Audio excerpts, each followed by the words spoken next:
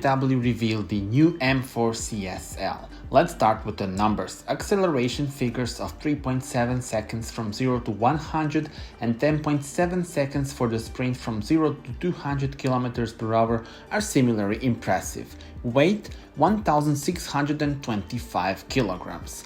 Visually, it looks very impressive with lots of carbon fiber and also a new lighting signature for the lights both on the front and at the rear. Customers will be able to choose between frozen Brooklyn Grey Metallic, Alpine White Solid or Sapphire Black Metallic color. The BMW M4 CSL's engine develops 550 horsepower and 650 Nm of torque.